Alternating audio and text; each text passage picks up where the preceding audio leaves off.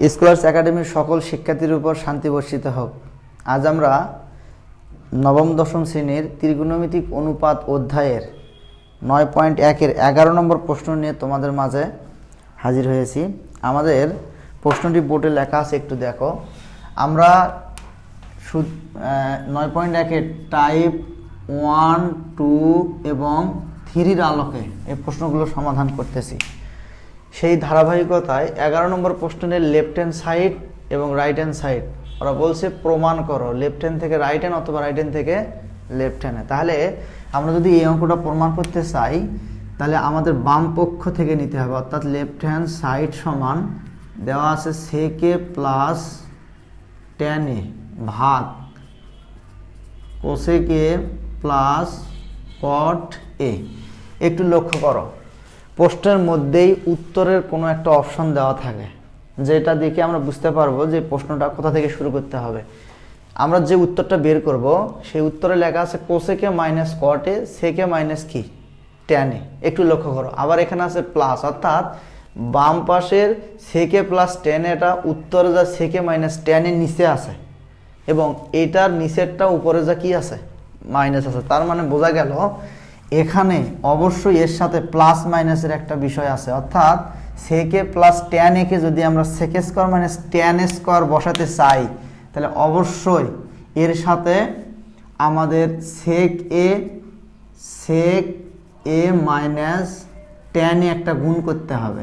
এবং যদি নিচের cosec a plus cot a কে কোসেক স্কোয়ার মাইনাস cot স্কোয়ারের সূত্র ফেলাতে চাই তাহলে তার বিপরীত চিহ্ন বিশিষ্ট অপর আরেকটি দুইপদী ত্রিকোণমিতিক অনুপাতের গুণ করতে হবে। হ্যাঁ, তাহলে একটু লক্ষ্য করো, আমরা সেকে মাইনাস tan a এক্সট্রা করে বেশি নিছি, তাহলে যে জিনিসটা বেশি নিলাম গুণ করে সেটাকে আবার নিচে ভাগ করে আমাদের কি করতে হবে, কমাই দিতে হবে, তাহলে আমরা পাই। এবং এখানে কোসেকে মাইনাস cot a কে আমরা বেশি নিছি না নিচে গুণ করে, সেটাকে যদি আমরা বাদ দিতে চাই তাহলে অবশ্যই উপরে সেটাকে আমাদের কি করতে হবে, সেইটাকে আমাদের বাদ দিতে হবে। হ্যাঁ, একটু লক্ষ্য করো, অঙ্ক ছিল এতটুকু। হ্যাঁ, অঙ্কে ছিল শুধুমাত্র এই অংশটি ছিল আমাদের অঙ্কে।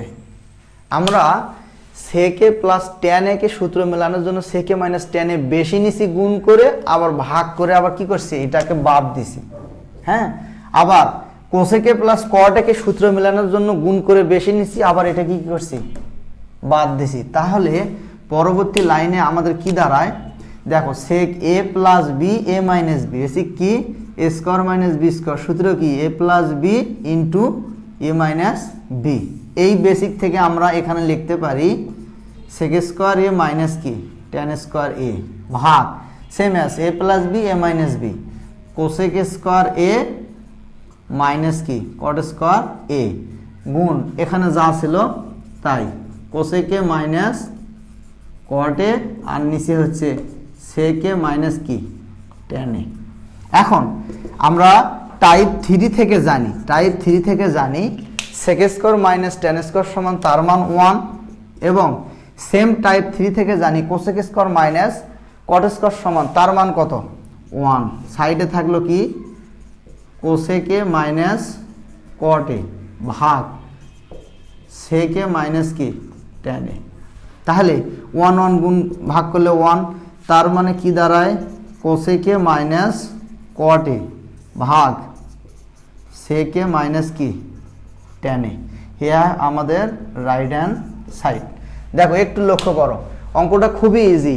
আমাদের একটু আগে আমি বললাম যে অঙ্কের মধ্যেই কোনো না কোনো এক জায়গায় উত্তরের সূত্রপাত করেই দেওয়া থাকে, যে আসলে কোথা থেকে শুরু করলে আমরা এই অঙ্কটি ইজিলি সমাধান করতে পারবো।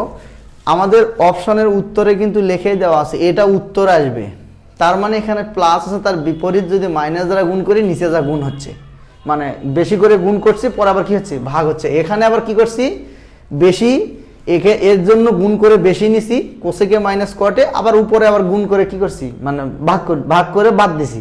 তাহলে এই অংশটা আমাদের সূত্র পড়ে সূত্র মোতাবেক 1 আসে, আর যা নিলাম এটার থেকে আমাদের রাইট হ্যান্ড সাইড প্রমাণিত হলো। তার মানে এই 9.1-এর 11 নম্বর অঙ্কটি এত ইজি, এটা খুবই গুরুত্বপূর্ণ। এই অঙ্কটি আমাদের সৃজনশীল টাইপে দিয়ে দেয়, হ্যাঁ, ওরা বলে দিবে m সমান sec a plus tan a, আবার n সমান cosec a প্লাস কি cot a, এই দুটো যদি হয় তাহলে ওরা বলে দিবে m ভাগ n হলে n ভাগ m, বা এখানে একটা মাইনাস দিয়ে বা মান বের করে, অর্থাৎ এইভাবে তোমাদের এম এন দিয়ে, অর্থাৎ যে দেওয়া মানে যে অংশটি দেওয়া আছে আমাদের অঙ্কে সেটাকে আরো অন্য একটা রাশি দিয়ে ধরে তোমাদেরকে বলবে যে উদ্দীপক হতে এত এর মান নির্ণয় করো।